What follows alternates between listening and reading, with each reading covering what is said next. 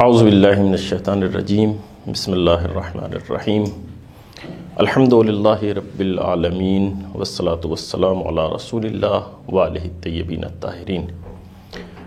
ناظرین کرام، ایام فاطمیہ کی مناسبت سے آپ تمام حضرات کی خدمت میں، دنیا کے تمام مسلمانوں کی خدمت میں، تمام محبان اہل بیت، علماء کرام، مراجع اعظام، خصوصاً حضرت امام عصر عجل اللہ تعالیٰ فرجہ الشریف کی خدمت میں تعزیت اور تسلیت پیش کرتے ہیں، اور اس کی بارگاہ میں شکر گزار ہیں کہ اس نے ہمیں توفیق دی کہ بی بی سیدہ طاہرہ کے حوالے سے کچھ عرائض آپ کی خدمت میں پیش کر سکیں۔ جس موضوع کے تحت مختصر طور پر گفتگو کرنا ہے وہ موضوع ہے کہ حضرت سیدہ طاہرہ کا مقام اور مرتبہ اور آپ کی عظمت جو علماء اہل سنت نے بیان کی ہے، جو اہل سنت مورخین نے بیان کی ہے۔ اس کے حوالے سے اگر آپ بی بی کے فضائل کو دیکھنا چاہیں گے تو اگر یہ کہا جائے تو غلط نہیں ہوگا کہ جو مورخین اہل سنت بیان کرتے ہیں بی بی کی منزلت اور بی بی کا مقام، وہ کبھی کبھی ایسا لگتا ہے کہ علماء تشیع سے بھی بالاتر ہے، بلکہ علماء تشیع نے بھی انہی کی اکثر کتابوں سے کسب فیض کرتے ہوئے بی بی کے مراتب کو نقل کیا ہے۔ واقعاً انسانی عقل حیران رہ جاتی ہے ان مراتب کو دیکھتے ہوئے جو انصاف کو بروئے کار لاتے ہوئے علماء اہل سنت نے بی بی سیدہ طاہرہ کے فضائل بیان کیے ہیں۔ ان میں سے کچھ مثالیں میں آپ کی خدمت میں پیش کر رہا ہوں۔ مثلا بی بی کے حوالے سے دیکھیے، یہاں پہ اگر ہم چاہیں کہ منابع کو ذکر کیا جائے تو گفتگو بہت طولانی ہو جائے گی۔ اس مختصر سی گفتگو میں ظاہر ہے منابع ذکر نہیں کیے جا سکتے، لیکن یہ وہ کتابیں ہیں ان کے حوالے سے میں آپ کی خدمت میں بیان کر رہا ہوں کہ جن کا مرتبہ قرآن کریم کے بعد یعنی عظیم ترین مرتبہ ہے اور معتبر ترین کتابیں ہیں، جن کے بارے میں شک و شبہ جو ہے وہ الحاد اور کفر کے مانند سمجھا جاتا ہے۔ ان کتابوں سے میں آپ کی خدمت میں نقل کر رہا ہوں۔ مثلا نقل ہوتا ہے جناب سیدہ کے بارے میں، فرماتے ہیں کہ حضور نے فرمایا کہ کلما اذا اشتقت الى رائحۃ الجنہ شممت رائحۃ ابنتی فاطمہ۔ حضور نے فرمایا کہ جب بھی مجھے جنت کی خوشبو کے سونگنے کا اشتیاق ہوتا تھا تو میں اپنی بیٹی کی خوشبو سونگا کرتا تھا، اس لیے کہ مجھے اپنی بیٹی سے جنت کی خوشبو آتی تھی۔ یہ پورا ایک واقعہ ہے کہ کس طریقے سے بی بی کا نور جو ہے وہ خداوند متعال کی طرف سے حضور کو ملا ہے، اور بی بی جب معراج پر بی بی کو لینے کے لیے حضور معراج پر گئے ہیں اور وہاں پر جو ہے وہ بی بی کا نور عطا ہوا ہے۔ خیر وہ پورا واقعہ آپ کتابوں میں دیکھ سکتے ہیں۔ میں ایک دو مثال آپ کے سامنے پیش کروں گا، اس کے بعد ایک اہم نتیجے کی طرف آپ کی توجہ کو مبذول کرانا چاہوں گا۔ اسی طریقے سے یہ جو یعنی کافی مشہور حدیث ہے، یہ خود علماء اہل سنت نے نقل کی ہے کہ ان اللہ عز وجل فطم ابنتی فاطمہ وولدہا ومن احبہم من النار فلذالک سمیت فاطمہ۔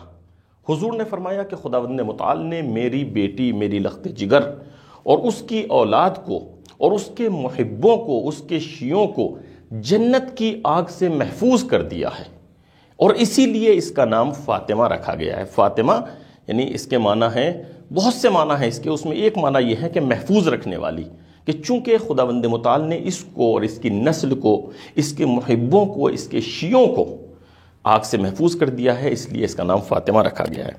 اسی طریقے سے یہ جو روایت ہے بلکہ ایک تمغہ ہے، یعنی جو مقام ہماری بی بی کو حاصل ہوا پوری کائنات میں کسی کو حاصل نہیں ہوا، کہا گیا کہ فاطمۃ سیدۃ نساء العالمین۔ یہ بھی اہل سنت علماء نے اپنی کتابوں میں نقل کیا ہے۔ اور اس کے ساتھ مثلا فاطمہ بضعۃ منی۔ دیکھیے یہ ایک چیز جو ہے، میں تمام فضائل یہاں پر بیان نہیں کر سکتا چونکہ اتنے ہیں کہ ایک یعنی پروگرام نہیں بلکہ ایک پوری سیریز ہونی چاہیے، اور پھر ان کی وضاحت ہونی چاہیے تاکہ مطالب آپ تک اور ہمارے ناظرین تک پہنچ سکیں۔ لیکن خود یہی جو ہے کہ فاطمہ تو بضعۃ منی، اگر آپ اس کو دیکھیں گے تو مختلف طریقوں سے اس کو نقل کیا گیا ہے۔ امام بخاری جو ہے وہ دوسرے طریقے سے نقل کرتے ہیں، اور اس کے ساتھ جو پھر ضمیمہ کیا جاتا ہے، یعنی کہیں پر دیکھیے تین طریقے سے اس کو بیان کیا گیا ہے۔ مثلا کہیں پر تو کہا گیا کہ فاطمہ تو بضعۃ منی کہ حضور نے فرمایا کہ فاطمہ میرا ٹکڑا ہے، فمن اغضبہا اغضبنی، جس نے اس کو غضبناک کیا اس نے مجھے غضبناک کیا۔ یہ صحیح بخاری کی تعبیر ہے، اس کے علاوہ دوسری کتابوں کی بھی تعبیر ہے، اور صحیح مسلم جو نقل کرتے ہیں، صحیح مسلم میں جو نقل ہوا ہے وہ یہ ہے کہ حضور نے فرمایا انما فاطمہ بضعۃ منی یؤذینی ما آذاہا، ہر وہ چیز جو فاطمہ کو اذیت دیتی ہے وہ مجھے اذیت دیتی ہے۔ اور ایک تیسرے مقام پر نقل ہوتا ہے کہ حضور نے فرمایا کہ یا فاطمہ انکا بضعۃ منی ان اللہ یغضب لغضبک ویرضی لرضاک، کہ فاطمہ تم میرا ٹکڑا ہو، خود خطاب ہے بی بی سے کہ فاطمہ تم میرا ٹکڑا ہو، اور خداوند متعال تمہارے غضبناک ہونے سے غضبناک ہو جاتا ہے اور تمہارے راضی ہونے سے راضی ہو جاتا ہے۔ تو میں یہاں پر رک کے آپ کی خدمت میں عرض کرنا چاہوں گا کہ یہ جو روایت ہے فاطمہ بضعۃ منی، یہ متفق علیہ، شیعوں نے تو نقل کیا ہی ہے، لیکن خود علماء اہل سنت نے اس کو مختلف طریقوں سے مختلف الفاظ میں نقل کیا ہے۔ اور اس کے بعد کا جو حصہ ہے، کچھ کتابوں میں نقل ہوا کہ حضور نے فرمایا کہ جنہوں نے تمہیں غضبناک کیا یا جنہوں نے فاطمہ کو غضبناک کیا انہوں نے مجھے غضبناک کیا۔ کہیں پر ارشاد ہوا جس نے فاطمہ کو اذیت پہنچائی اس نے مجھے اذیت پہنچائی۔ کہیں پر یہ ارشاد ہوا کہ حضور نے فرمایا فاطمہ تمہارے غضبناک ہونے سے، تمہارے ناراض ہونے سے خداوند متعال ناراض ہو جاتا ہے، اور تمہارے راضی ہونے سے خداوند متعال راضی ہو جاتا ہے۔ تو دیکھیں یہاں پر ایک بہت بڑا مسئلہ خود یعنی ان افراد کے لیے، دیکھیں میں عرض کر رہا تھا بہت سے علماء ایسے ہیں، علماء اہل سنت میں بھی، یعنی تشیع کے ساتھ ساتھ علماء تشیع کا موقف بالکل واضح ہے، لیکن کچھ علماء اہل سنت ایسے ہیں کہ جنہوں نے صاف طریقے سے ذکر بھی کیا ہے اور بیان بھی کیا ہے، اور خود ہمارے معاصر علماء میں اور خطبہ میں اس طرح کے افراد ہیں کہ جو تاریخی حقائق کو بالکل واضح طریقے سے بیان کرتے ہیں، اور جو تاریخی حقائق ہیں ان کو بیان کرنا بھی چاہیے تاکہ دوسروں کو پتہ تو چلے۔ یہاں پر آنے کے بعد وہ خود اس کو بیان کرتے ہیں کہ دیکھیے دو طرح کے جو ہے رخ ملتے ہیں، ایک تو یہی جو میں نے کہا کہ فاطمہ کے ناراض ہونے سے جو ہے خدا ناراض ہو جاتا ہے، فاطمہ کے راضی ہونے سے خدا جو ہے راضی ہو جاتا ہے، جس نے فاطمہ کو اذیت پہنچائی اس نے رسول کو اذیت پہنچائی یا اس نے خدا کو جو ہے اذیت پہنچائی۔ دوسری طرف جو ہمیں روایات میں ملتا ہے، جس کو صحیح بخاری نے بھی نقل کیا ہے اور اس کے علاوہ بہت سی کتابوں نے جو اس کو نقل کیا ہے، وہ یہ ہے کہ فَغَضِبَتْ فَاطِمَةُ بِنْتُ رَسُولِ اللَّهِ صلی اللہ علیہ وآلہ فَحَجَرَتْ أَبَا فَلَانًا فَلَمْ تَزَلْ مُحَاجِرَتُهُ حَتَّى تُوَفِّيَتْ۔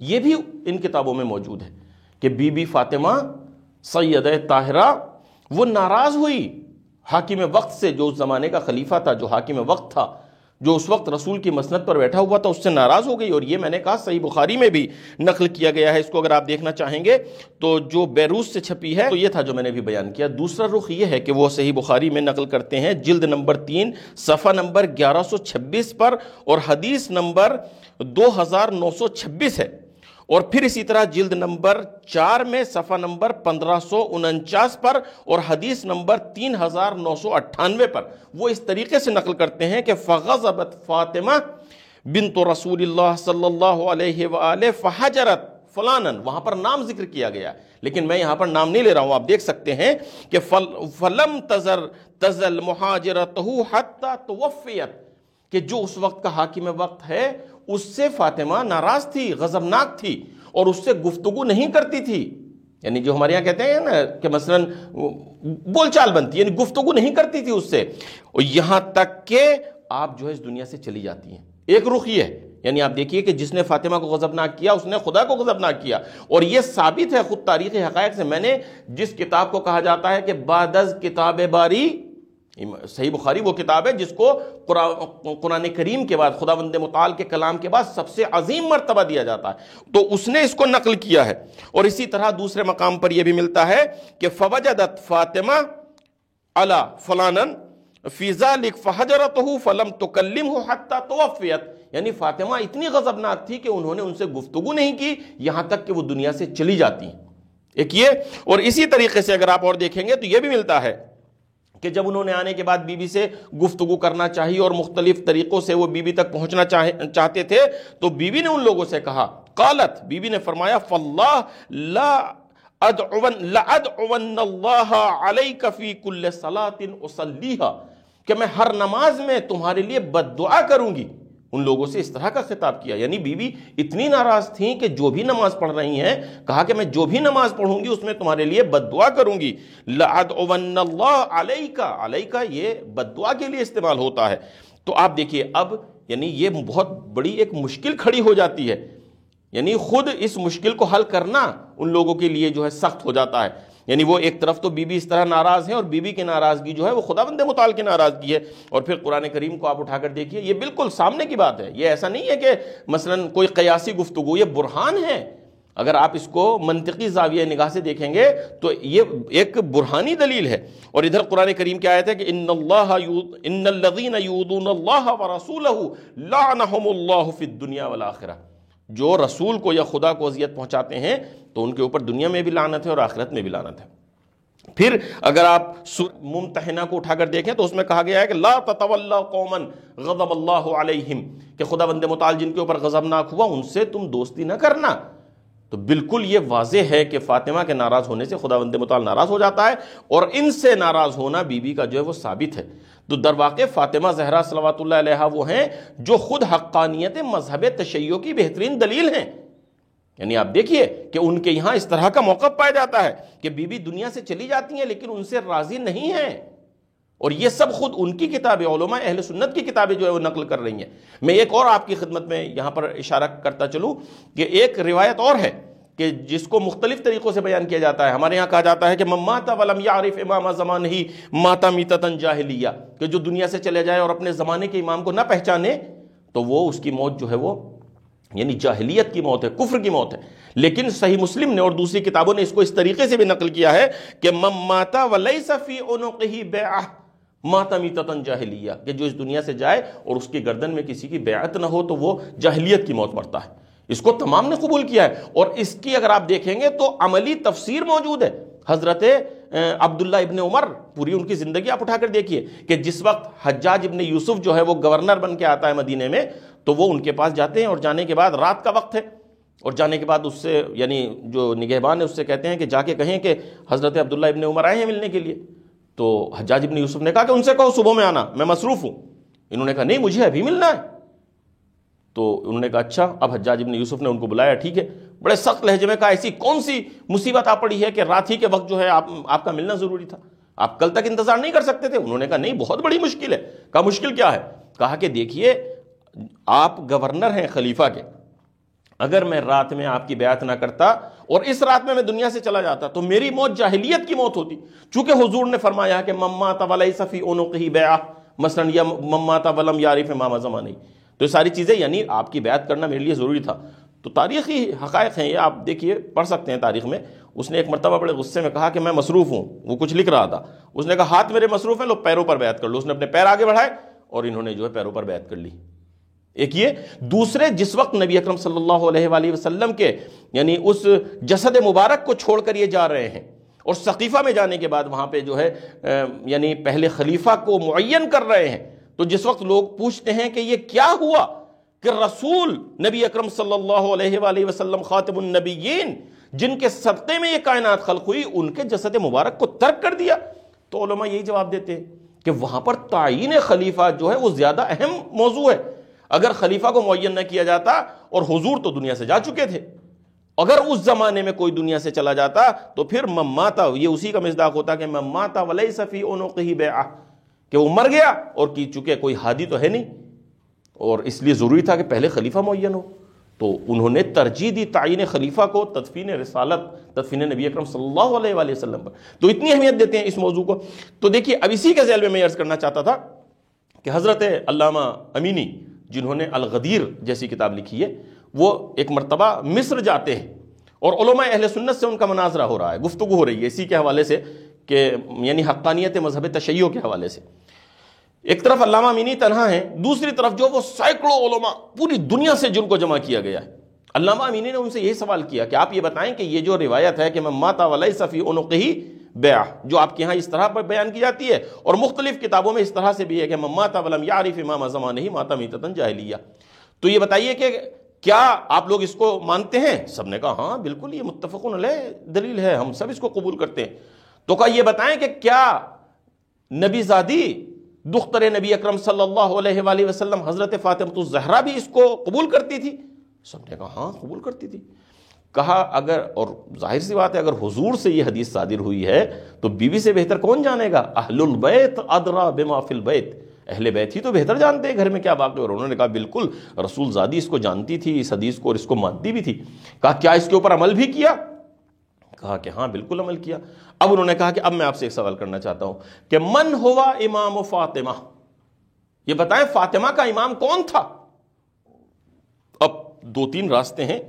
انہوں نے کہا یا تو آپ یہ کہیں کہ جو حاکم وقت تخت پر بیٹھا ہوا ہے وہ امام فاطمہ ہے، یہ کہہ نہیں سکتے، چونکہ پھر انہوں نے یہی روایت بیان کی کہ خود آپ کی کتابوں میں یہ ملتا ہے کہ فاطمہ ناراض تھیں اس خلیفہ سے یہاں تک کہ وہ دنیا سے چلی گئی، انہوں نے گفتگو تک نہیں کی یہاں تک کہ وہ دنیا سے چلی گئی۔ ان کے لیے کہا کہ میں تمہارے لیے نماز میں بد دعا کروں گی۔